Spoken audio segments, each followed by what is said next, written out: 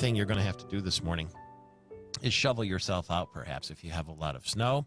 And then you're going to say, well, I also have to go to my parents' house and shovel them out, and have to go to my grandparents' house and shovel them out. And that's not all you're doing for them, likely. Jacqueline Morrison is with us here in our AT&T studio. She's the AARP director here on caregiving for the elderly is what we're talking about this morning. And as we were getting ready for the interview, I thought, gosh, we give people time off of work to take care of their babies when they come. Mm-hmm. It's kind of the opposite side of the coin. When your parents get older, your grandparents get older, you need time to balance work and taking care of them too. Absolutely. In terms of caregiving, the majority of caregivers are still working. Mm-hmm. And progressive employers are looking at policies that allow their employees to take time off to take care of their parents. They are, well, and that's you a might good say thing. that's a nice thing to do. That's that you have to have a heart in situations like this. But there's more to it than that, and that how frustrating it must be for workers, and probably they're not as productive when their mind is somewhere else and worrying about, did my mother eat today? Mm-hmm. Is someone looking after her? Is she okay in the house? How do you manage work and caregiving? There's a plan that needs to be put in place. Yeah. You need to prepare to care, and that's what I'm here to talk about today. AARP, our members, our age members, they span a wide range. So from 50 to 100, we have adult children taking care of their aging parents. Most of them are women, and many of them are still employed. Many have not prepared for this, and it just comes on them all of a sudden. You look around and you have to leave work to pick up medicine. You have to take mom to the doctor. You need to clean. And you may be the only child of 5 or 6 that's actually engaged in that.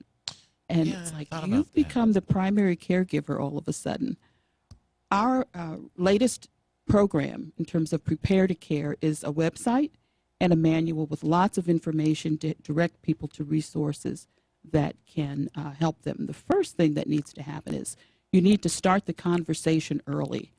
If you know that your parents are aging and they want to stay in their home as they age, it's a good idea to engage them in the conversation and start finding out the types of things that they want in terms of how they can live with dignity and purpose and choices in their life. So begin the conversation early and form a team. Look around, not just at your brothers and sisters. Some of them may be out of state, families changing. You might want to look at what community resources are available, what friends and neighbors could also help. So you form the team that will help you take care of your aging parent. And you do this understanding what the parent wants and engage them in that planning process. They're part of the team. Don't leave their voice out of it. Then you put your plan together. You've got your team. Look at healthcare needs. Look at legal documents. Look at schedules. Who's going to do what and when.